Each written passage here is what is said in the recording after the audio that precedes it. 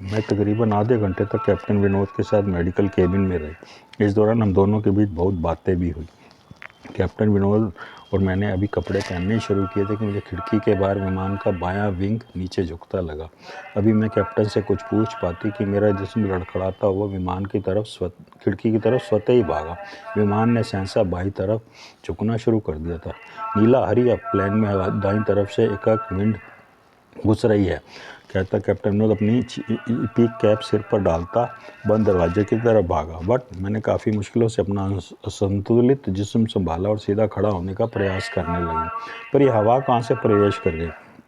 जरूर प्लेन की किसी खिड़की या इमरजेंसी एग्जिट द्वार को खोला गया है। नीला तुम चेक करो, मैं कॉकपिट में जाता हूँ। वो अफरा तफरी में दरवाज़ा खोलता बाहर भागा। मैं सोच में पड़ गई कि ऐसा कौन कर सकता है। विलियम। तभी मेरे दिमाग में बिजली कौंधी।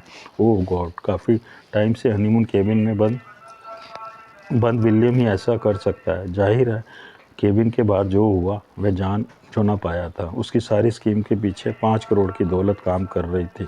वो कैसे बिना कुछ जाने सब्र का घूंट भरे केबिन में बंद रह सकता था। मैं फ़ौरन बाहर भागी। इस दौरान विमान एकाएक सीधा हो गया। दाईं तरफ का पैसेज वे पार करती मैं अपने केबिन की तरफ भागी।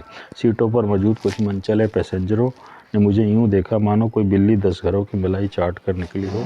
कुछ की आंखों में भय नाच रहा था और उनके आस की दृष्टि सिर्फ मुझे ही निहार रही थी। कुछ की दृष्टि मानो मैं ही उन्हें इस मुसीबत की घड़ी में से निकाल सकती थी और स्वर्ग में आके आनंद के गोते खिला सकती थी।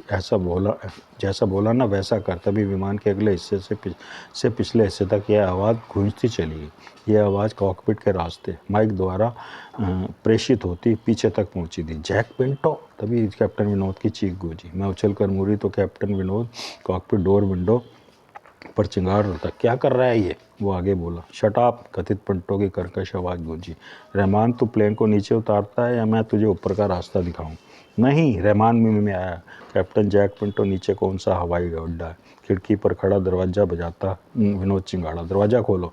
मैं समझ गया अंदर कॉकपिट में कैप्टन जैक पिंटो प्लेन उड़ाते कैप्टन रहमान को होस्टेज बनाकर प्लेन नीचे उतरवाना चाहता है। खबरदार, जैक पिंटो की आवाज़ पुनः गूंजी। अगर किसी ने डोर खोला तो जान से जाएगा। इसी दौरान प्लेन ने दाएं बाएं झोल लिया। प्लेन की चीखों पुकार और जोर पकड़ गई। मैं किम कर्तव्य विमूढ़ आवाज़ खड़ी रही कि विलियम की तरफ बढ़ूं या विनोद की तरफ। नीला तुम चेक करो, हवा कहाँ से घुस रही है। मैं पिंटो को देखता हूँ। कैप्टन विनोद मुझे देख चिल्लाया।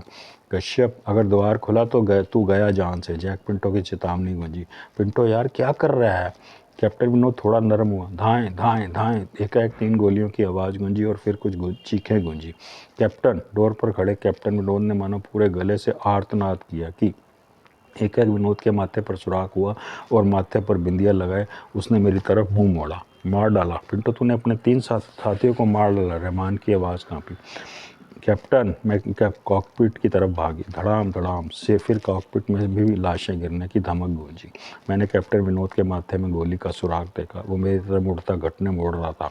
सहसा उसने 12 हाथ उठाकर मुझे पीछे विलियम की तरफ जाने का इशारा किया। कैप्टन। मैं चिंगाड़ती अभी उस तक पहुंचती कि उसका जिस्म आगे की तरफ गिरने लगा। मैंने हवाई जंप ली और गिरते कैप्टन को अपनी बाहों में समेट लिए। फिर हम दोनों लिए दिए कारपेट पर आ लगे। मैं उसके माथे पर बने सुराख पर नजर न टिका सकी और उसकी बंद होती आंखें देख गाल थपथपाने लगी। नीला नीला, तुम मासूमों को बचाओ। मुझे आदेश देते उस देशभक्त ने सदा के लिए मेरी गोद में दम तोड़ दिया। रहमान, तू प्लेन नीचे ले, नहीं तो तू भी दम तोड़ देगा और प्लेन में मैं पायलट कर लूँगा। कॉकपिट में जैक पिंटो की चेतावनी गूंजी।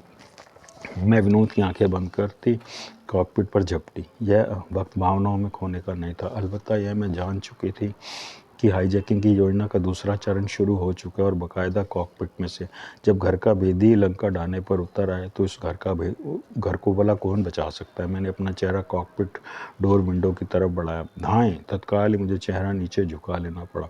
सर सर की आवाज़ मेरे सिर के ऊपर से गूंजी और गोली बालों को छूती आगे निकल गई। खबरदार, जो किसी ने विंडो पर खोपड़ी रखने की कोशिश की तो भून डालूंगा।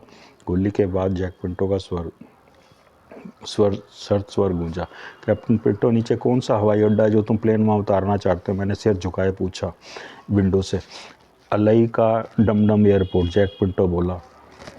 मगर वो तो भी बन रहा है पूरी तरह, तैयार कहाँ है? क्या रहमान ने जवाब दिया, वहाँ तो सिर्फ 3 किलोमीटर लंबी हवाई पट्टी बिछी है, बोइंग लैंड कहाँ हो पाएगा? लैंड ना हुआ तो क्रैश तो होगा ना, तो फ़ौरन प्लेन नीचे ले। इसी दौरान प्लेन ने दाएं बाएं फड़फड़ाना शुरू किया तो मैं उन्हें छोड़ विलियम की तरफ भागी। अभी भागती कि किसी ने मेरा हाथ पकड़ लिया। मैंने गर्दन घुमाई तो अमेरिकन राजदूत विल्सन कार्बोट मेरा हाथ पकड़ा था। छोड़ो, अभी मैं कुछ और कहती कि मुझे अपनी हथेली के बीच एक पैक किया कागज महसूस हुआ, जिसके भीतर कोई ठोस सी चीज़ पैक थी। मैंने हथेली खोलने की कोशिश की तो विल्सन कार्बोट ने मेरी मुट्ठी थपथपाई और फटाफट बोला, जाओ बेटी, डू योर ड्यूटी। वो यूँ बोला मानो वो उसके आखिरी शब्द हो। मैंने अचकचा कर गर्दन मोड़नी चाहिए कि मुझे एक आँख अपनी तरफ घूरती नज़र दिखाई पड़ी। मैंने उधर देखा तो किम कार्बोट मुझे खा जाने वाली नज़रों से घूर रही थी।